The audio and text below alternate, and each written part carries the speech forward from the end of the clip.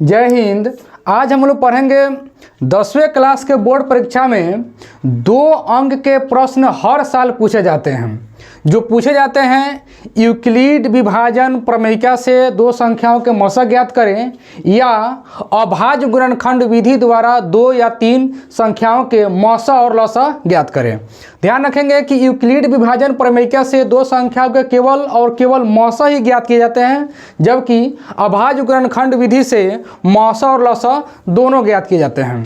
Euclid विभाजन प्रमेयिका के अनुसार जो है उसका जो थ्योरी होता है वह होता है ए बराबर बी क्यू प्लस आर। ये उसका फॉर्मूला है बनाने का, जहाँ पर जो आर है वह 0 से बड़ा और बराबर और बी से हमेशा छोटा होता है, या ऑब्जेक्टिव में भी आ सकता है कि आर का जो मान होगा 0 के बराबर होगा, यानी सेसफल 0 भी हो सकता है, 0 से बड़ा भी हो सकता है, लेकिन हमेशा भाजक से छोटा ही रहेगा। तो इसको याद रख लेंगे कि ये 0 से बड़ी और बराबर, उसके बाद बी से क्या होगा, हमेशा छोटा ही होगा आर का मान।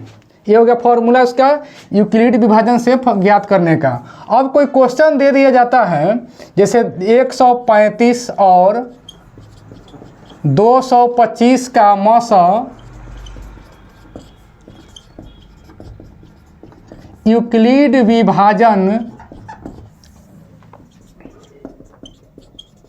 प्रमेयिका से ज्ञात करें। तो कहीं प्रमेयिका देगा, कहीं लेमा देगा, कहीं एल्गोरिथम भी लिख देगा। इसे यूक्लिड विभाजन एल्गोरिथम, यूक्लिड विभाजन लेमा, यूक्लिड विभाजन प्रमेयिका। तो हम यहाँ प्रमेयिका लिख दिए हुए हैं, कोई एक लिख सकते हैं। जब भी इस तरह से क्वेश्चन देगा बनाने के लिए, तो हम इसमें देखेंगे इसमें छोटी बड़ी संख्या कौन है। यहाँ देख रहे हैं कि 135 से 225 बड़ी संख्या है, तो हमें क्या हो जाएगा, इसलिए ए बराबर जो बड़ी संख्या है उसको ए लेते हैं, निभाज्य होगा, और जो छोटी संख्या है वह बी यानी कि भाजक हो जाएगा। हो गया। अब लिखेंगे यूक्लिड विभाजन प्रमेयिका से ए बराबर बी क्यू प्लस आर।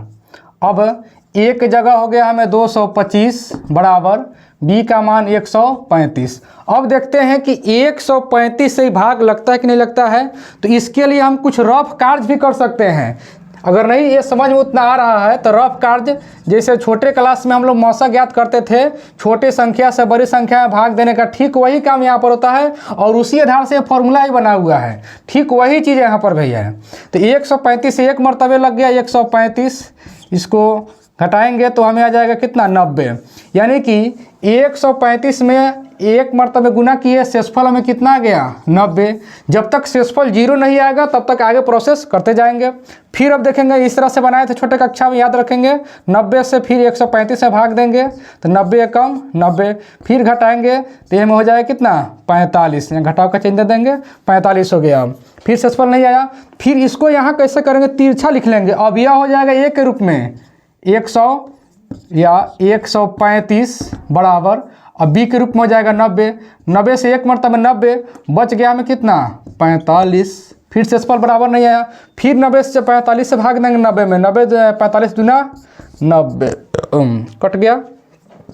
फिर जो है यहाँ लिखेंगे 90 बराबर 45 गुना 2, शेषफल हो गया 0। अब देखेंगे कि कौन ऐसी सबसे बड़ी संख्या, मौसा यानी कि महत्तम समापवर्तक, कौन इस दोनों में, चाहे यहाँ पर देखेंगे कौन ऐसी सबसे बड़ी संख्या है जो 90 को पूरी तरह से काट दिया है, विभाजित किया है, यानी शेषफल 0 आया है। तो वो संख्या हमारा कितना है, 45 है। तो यहाँ लिखेंगे चूँकि शेषफल r बराबर 0, अतः हो गया आंसर, ज़्यादा कुछ करने की जरूरत नहीं है। अतः मूल संख्या कौन कौन है, 135 और 225 का मौसा बराबर 45। ये हो गया आंसर। तो इस तरीके से रफ कार्य भी कर लेंगे, ये तरीका याद रखेंगे। ये छोटे क्लास में हम लोग पढ़े हुए थे, उसी आधार पर ये बना हुआ है।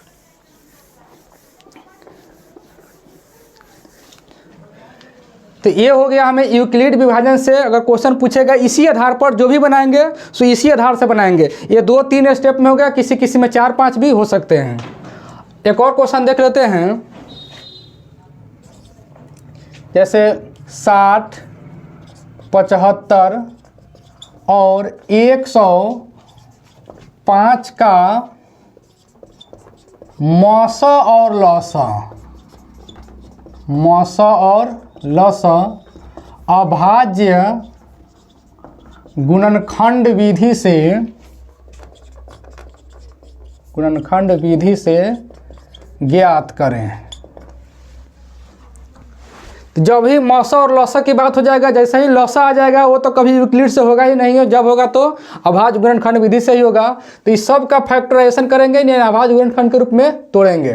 तो पहले यहाँ लिखते हैं 60, 60 को तोड़ते हैं। अभाज्य संख्या सबसे छोटी अभाज्य संख्या 2, 2 से कटेगा 30 मरतब में, फिर 2 से 15, फिर 3 से 5, फिर उसके बाद देखते हैं 75, 3 से 25, फिर 5 से 5, फिर उसके बाद 105, ये 5 1 6, 3 से कटेगा 3 3 9, 3 5 15, फिर अब 5 7 35। अब यहाँ लिखते हैं 60 के लिए 2 का पावर 2 लिख सकते हैं, गुना 3 गुना 5। 75 के लिए 3 गुना 5 के पावर 2 लिख सकते हैं। 105 के लिए लिख सकते हैं 3 गुना 5 गुना 7। अब यहाँ पर से गियर चेंज हो रहा है, समझने वाली बात यहीं पर, यहाँ तक तो सभी विद्यार्थी बना ही लेते हैं, लेकिन यहीं पर आकर के फंसते हैं कि कहाँ क्या होगा, कौन सा मान रखाएगा। अब लिखेंगे, इसलिए चाहे अतः लिख देते हैं, इसलिए ही लिख देते हैं, ठीक रहेगा। इसलिए मौसा बराबर, मौसा का मतलब जो सब में मिल गया, ये ध्यान रखेंगे, मौसा का मतलब जो सब में मिल गया।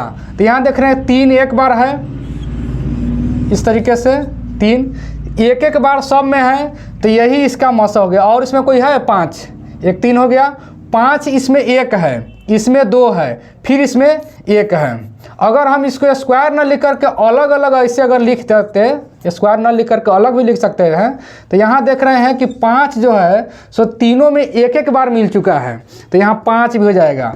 याद रखेंगे जो मिल गया सो मौसा, तो यहाँ 3 भी मिल गया, 5 मिल गया, तो इसका मौसा कितना हो गया 15। अब देखते हैं लौसा। लौसा थोड़ा समझेंगे, इसी में ज़्यादा विद्यार्थी गलती कर पाते हैं। अब यहाँ देख रहे हैं कि इसमें जो मिल गया तो उसमें सबसे बड़ा पावर, सबसे अधिकतम वाला, और जो नहीं मिला है उसको साथ लेकर के चलेंगे। अब इसमें देख रहे हैं 2 का पावर 2, 2 इसमें कहीं है ये नहीं है, तो 2 का पावर 2 हम शांतिपूर्वक लिख लेंगे, कहीं से कोई दिक्कत नहीं है। अब देख रहे हैं 3 1 2, एक एक बार 3 सब में है, तो कोई एक बार ही लिख लेंगे, अधिक बार लिखने की जरूरत नहीं है, इसमें से किसी एक को लिख लेंगे। अब देखते हैं 5, 5 इसमें 1 बार, 5 इसमें 2 बार, 5 इसमें 1 बार। तो लौसा जब बोलेगा यानी लघुत्तम समापवर्त्य, तो इसमें देखेंगे कि जो संख्या है वो तीनों में है, तो सबसे बड़ी कौन है उसमें। यहाँ 5 है 1 बार, यहाँ 2 बार, यहाँ 1 बार, यानी यहाँ 2 बार हो गया, इसको 5 के पावर 2 ही लिख लेते हैं, ठीक रहेगा। अब उसके बाद देखते हैं कि 5 तो हो गया, 7 किसी में नहीं है, इसको साथ ही लिख लेंगे। अब देखिए 2 का पावर 2 हो जाएगा कितना 4, 7 तिरका यहाँ गुना कर ही लेते हैं, 7 तिरका 21, 7 तिरका हो जाएगा हम कितना 21। उसके बाद 5 का स्क्वायर होता है 25। फिर से एक बार और देख लेते हैं गुना में यहाँ पर कि 25 चौका 100, और गुना में कौन हो गया 21, यानी गुना करेंगे तो हो जाएगा हमें कितना 2100 आंसर। तो इस तरह से हम मौसा और लौसा ज्ञात कर लेंगे। कभी यूक्लिड विभाजन से पूछ देता है, तो कभी लौसा और मौसा यानी अभाज्य गुणनखंड विधि से पूछ देता है, तो इस तरीक़े से हम उसको सोल्व कर लेंगे। तो आज के क्लास में इतना ही, फिर मिलेंगे इसके अगले क्लास में। Thank you very much.